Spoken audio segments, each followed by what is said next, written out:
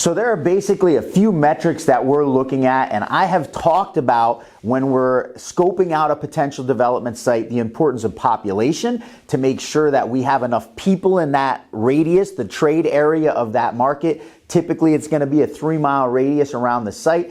The median income. Do the people in that trade radius have the means financially to be able to rent out a facility that we're going to put up? Is it necessary for that market, and do they have the money to be able to support bringing that business? As developers, we don't want to bring a business to a community that A, doesn't need it, or B, can't support it because it's not helping anybody, right? The next metric that we're really interested in, and this is a tough one because we're going to have to do some research and we're really going to have to dig to find out these numbers, is what is the income that we expect to generate from that facility based on two things.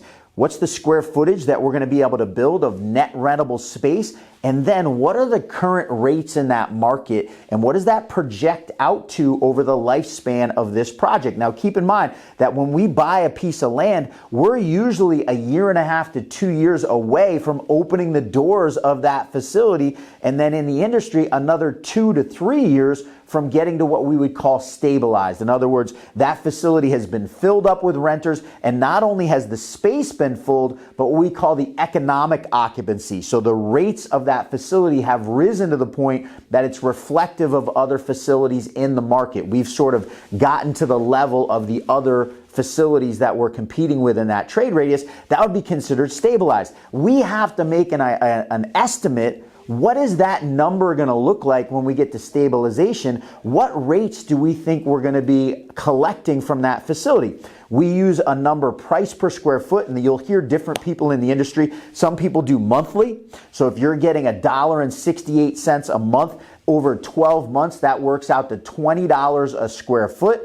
In a 100,000 square foot facility, that would be $2 million of gross revenue every month. Now, every year, excuse me. One of the great things about self-storage, our net operating expenses as a percentage of gross income are very low compared to other real estate assets. Anywhere from 25 to 30% of our total net operating expenses. So on $2 million of gross income, we're looking at $500,000 to $666,000 of net operating expenses. That leaves us $1.4 million, $1.5 million of net operating income every year. And that would allow us to get a valuation typically that's going to make that project look desirable, even today when we're seeing higher interest rates driving up the cost of a project and build construction costs, steel and cement and the other things that go into getting this facility built, all of it, right? The civil work, even ordering geotech reports and Alta surveys, all those things have increased in cost.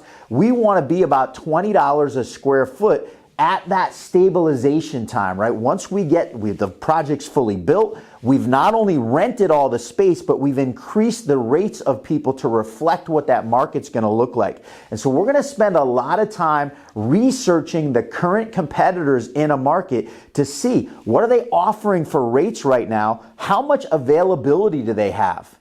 And then what do we think is going to be a realistic rate that we can charge when we start bringing new renters into that market?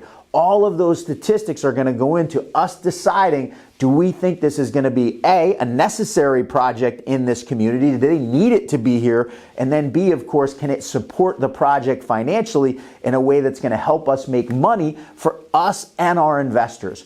At the end of it, we want everybody to have won.